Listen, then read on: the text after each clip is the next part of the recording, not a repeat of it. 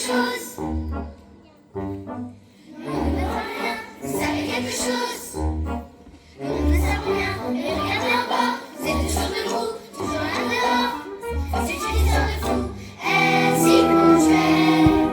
Tout le monde s'interroge, elle s'y fidèle au cadran de l'horloge. La maîtresse n'est pas là, ça c'est vraiment bizarre. Elle n'a pas l'habitude d'être ainsi en retard. Mademoiselle Louise, que peut-elle bien faire? Ce n'est pas dans ses façons, ce n'est pas dans ses manières. Attendez, regardez, c'est elle. Et j'entends la brise, le cheval du voisin qui tire une charrette de foin. Elle quitte son équipage vers le fond de la grange et regarde autour d'elle avec un air étrange. Comme ça, non comme ça, avec l'air plus inquiet. Ah, comme ça, ou enfin à peu près.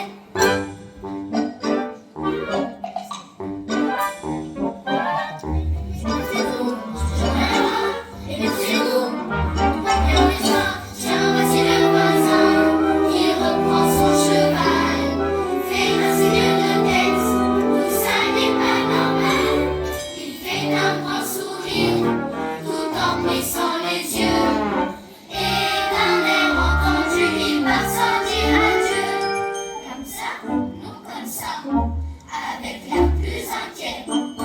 Ah, comme ça, ou enfin, à peu près.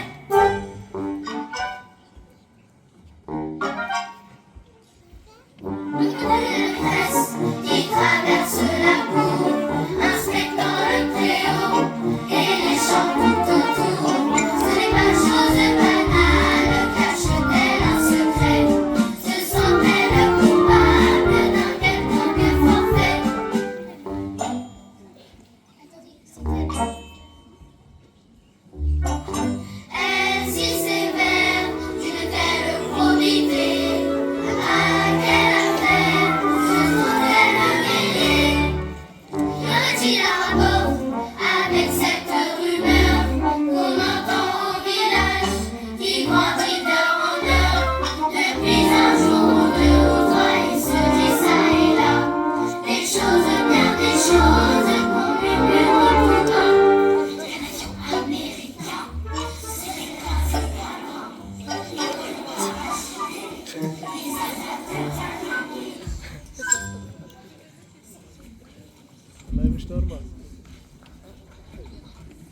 Mon René, mon petit frère, mon petit soldat, ce soir je me sens si faible. Pardonne-moi. J'ai eu bien du travail avec cet aviateur qu'il a fallu chercher. Je l'ai caché au grenier. Je ne sais pas si j'ai bien fait.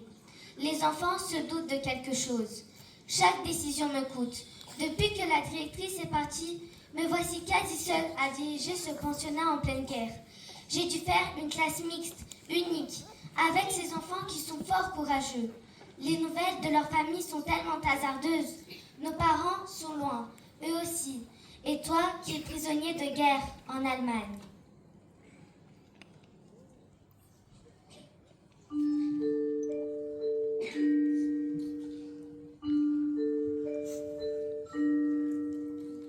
Toi qui n'es pas là, qui es si loin.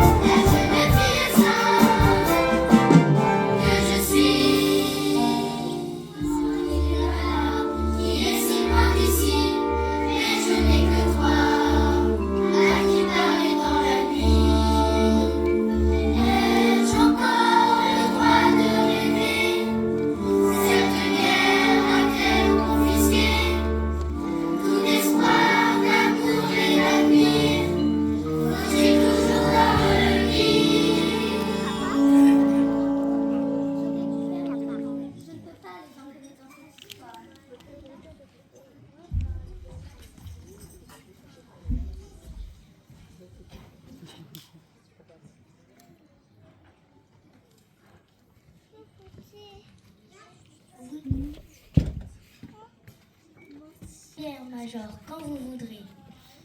Vous allez sans doute être interrogé par les Allemands. Ils veulent savoir si je me suis absentée hier pendant la classe. Je ne peux pas vous demander de mentir, mais je sais que vous m'avez vu aller dans la grange. J'aurais dû. Je suis désolée de vous mettre dans une telle position. Je vous ai toujours appris à vous comporter dignement, à ne pas mentir. Madame, vous inquiétez pas. Mais je vous ai toujours dit. Oui, vous avez toujours dit.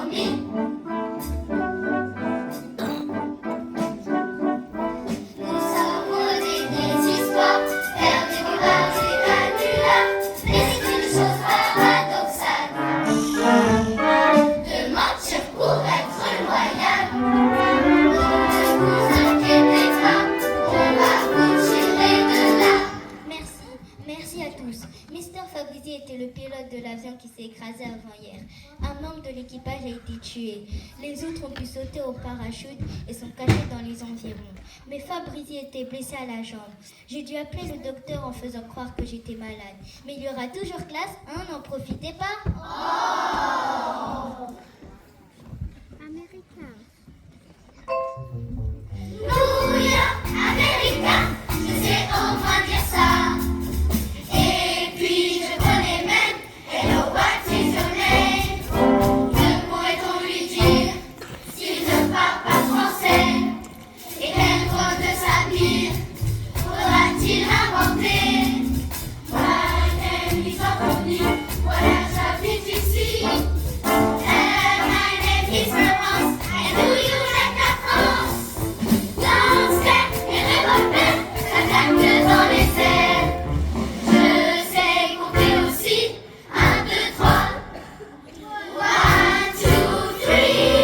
Je voudrais lui souhaiter bienvenue au village.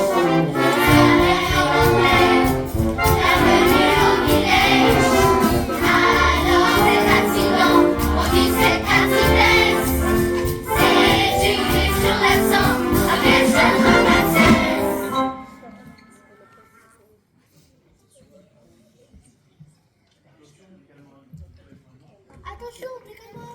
Attention, des gagnants allemands.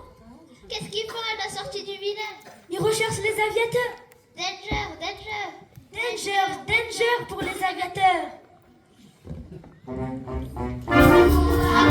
Avec bouche, on en fait la bouche. On parle avec le nez et le tour est joué. New York, Américain.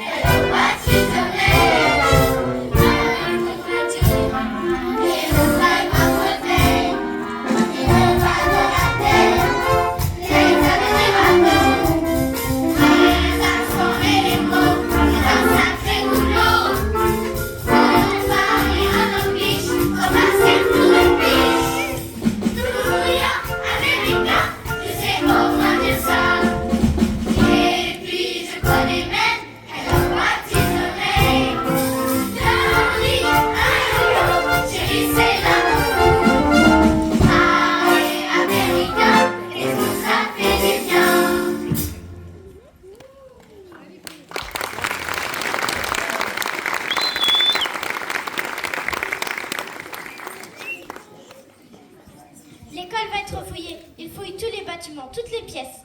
Je ne sais pas si j'aurai le temps de cacher Mr. Fabrizi ailleurs. Chez monsieur le curé, et chez le coiffeur, et chez le docteur. Chez le docteur, certainement pas. Il prend déjà des risques en venant ici, soi-disant, pour venir me soigner. Attendez, ça me donne une idée. Tirez les rideaux, fermez bien les portes. On peut trouver une solution avec le docteur, mais je dois compter sur vous. En fait, les Allemands ne fouillent pas toutes les maisons, quand il y a un malade contagieux, par exemple. Si le docteur pouvait diagnostiquer des cas de typhoïde parmi vous, le pensionnat pourrait être mis en quarantaine. Pas sûr que ça marche, mais qu'est-ce que vous en pensez? Oui. Il faudra bien simuler, pas faire n'importe quoi. Les symptômes de la typhoïde, vous les connaissez, on les a vus ensemble. Bon, je fais l'inspection. Imaginez que je suis un soldat. Que se passe-t-il ici? Nous sommes bien Marie, et ce n'est pas marrant. Je ne dors plus la nuit, moi j'ai des saignements. Avez-vous de la fièvre? Ah oui, énormément. Je ne peux plus respirer. J'ai bien 40 degrés. Et ce l'eau que j'ai bu, où la heureuse reflue. Maintenant je dois couper ma vie sur ce trou. N'en faites pas trop quand même. N'en faites pas trop quand même. Il faut voir les choses en face. Ça fait ce qui vous menace. Cette maladie sortie, c'est la fièvre typhoïde. Et au niveau du ventre?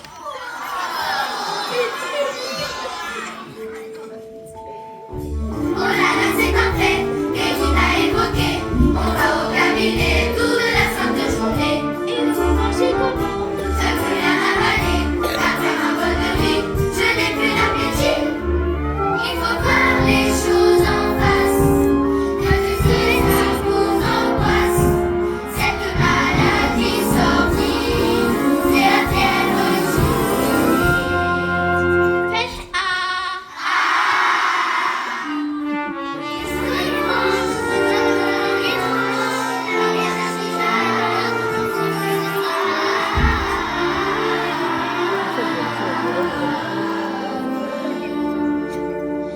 Non, par la toux, ce n'est pas un symptôme. Prenez l'air égaré et fiévreux, c'est mieux.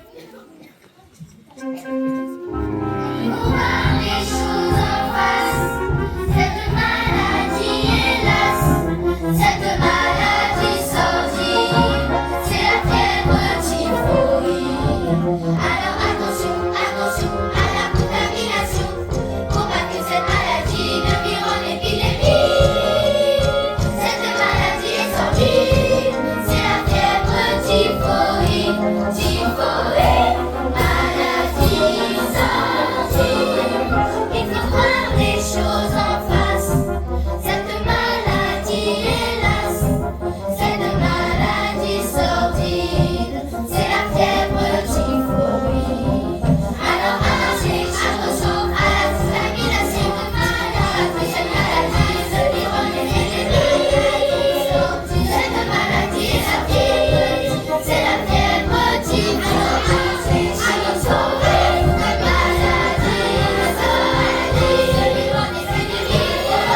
Les choses en face, qui se fait, qui la fièvre typhoïde.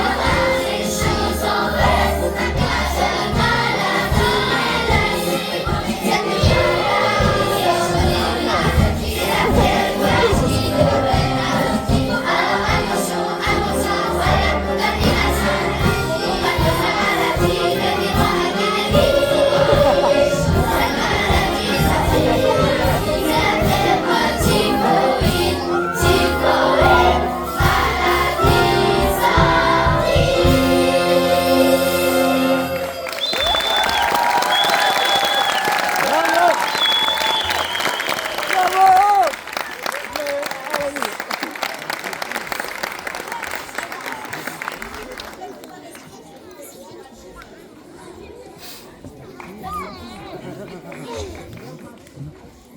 Vous passez par groupe, hein. Vous ne restez pas toute la nuit devant la radio. Vous vous souvenez du signal?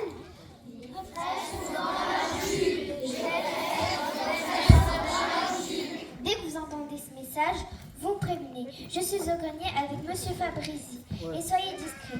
Vous savez qu'on prend tout un risque en faisant ça. Allez, à plus tard.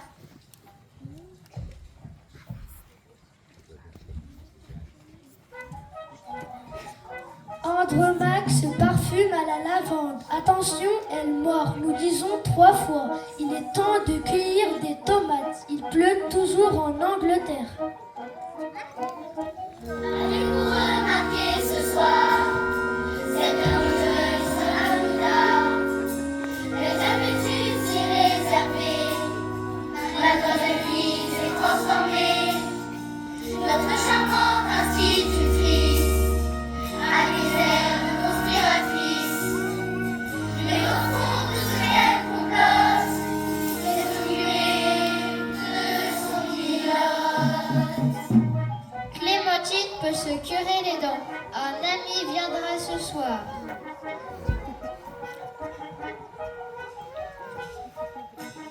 Un peu seul pour l'aviateur, mais ça ne nous étonnerait pas. Elle aurait un petit coup au cœur, ça ne nous surprendrait pas. Le canapé se trouve au milieu du salon. Le canapé. L'éléphant s'est cassé une défense. Le canapé se trouve au milieu du salon. La fortune vient d'endormir. Et ce soir, il y a de l'honneur dans le regard. Les amis sur cette nageur, quand elle va voir son aviateur, c'est elle qui lance ses repas, qui de la Hiroshima. C'est elle qui reprise ses affaires, avec un fer et un exemplaire. Clarisse a les yeux bleus. Nous disons Clarisse a les yeux bleus. Baissez donc les blocs. Le chimpanzé est protocolaire. C'est pour l'aviateur, mais ça ne nous étonnerait pas. Elle aurait un petit coup au cœur, ça ne nous surprendrait pas. Le soir, pour la nuit, la secrétaire est jolie. En l'air, quand je te propose, et puis elle me Les girafes ne portent pas de faux cols. L'acide rougit le tournesol.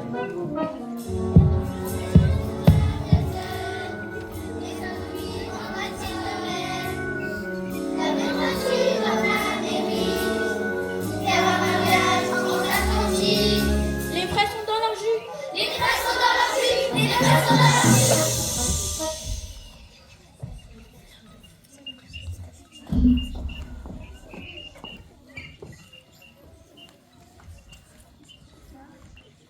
Donc, vous arrivez à la boulangerie. Vous demandez 2 pains au lait s'il n'y a pas de croissant. 2 pains au lait, il n'y a pas de croissant. C'est le code. Le boulanger saura s'il peut vous parler.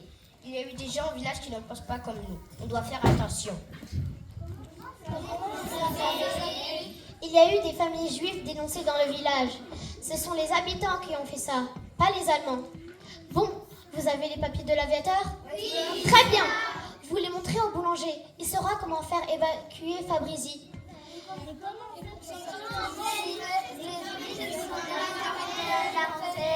Oui, cette histoire de typhoïde nous a bien arrangé au début, mais maintenant ça nous complique un peu les choses, mais ça va. Passez par la buanderie, il y a des escaliers de secours.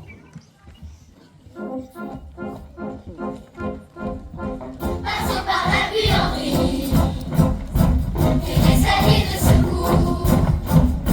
Surtout ne faites pas de bruit, nous arrivons dans la cour. Si par malheur on se bat, car de la buanderie, le lit couvert s'en débat, passez par l'autre côté. Pas de faux pas, autant se lever. Pas de faux pas, restez concentrés. Oui, mademoiselle.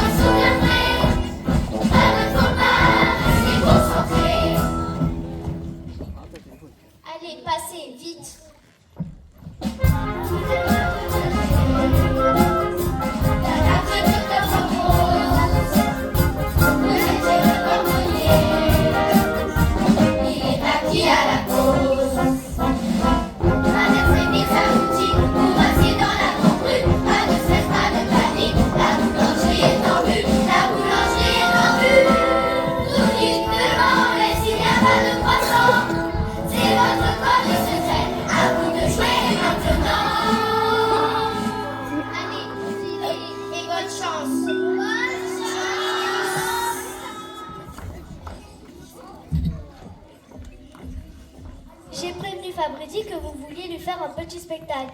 Placez-vous bien au centre pour qu'il puisse vous voir par la fente du plancher. Et articulez.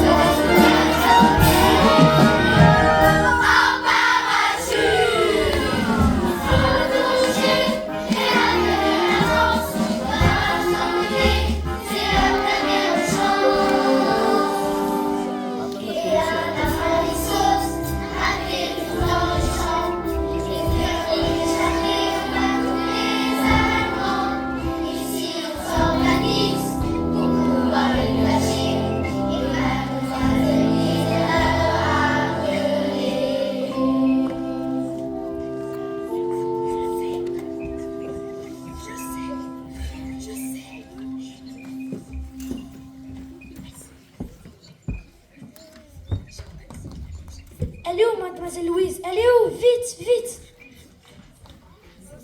Mais qu'est-ce qui se passe ici? Vous devez partir avec monsieur Fabrizi. Le boulanger nous a dit tout de suite. Il y a quelqu'un qui vous a dénoncé. La police arrivera d'une minute à l'autre. Allez prévenir Fabrizi. Allez prévenir Fabrizi. Mais qu'est-ce que je vais faire? Il vous a dit, le boulanger? Il vous cachera ce soir chez lui. Après, on verra. Mes enfants, n'ayez pas peur. Tout va bien se passer. Je ne sais pas si je vous reverrai quand cette guerre sera finie. Mais je vous souhaite, je ne sais pas, je vous souhaite le meilleur et que vous grandissiez sans oublier qu'on a vécu ensemble. Alors, adieu. Adieu, mademoiselle Louise. Au revoir, mademoiselle Louise.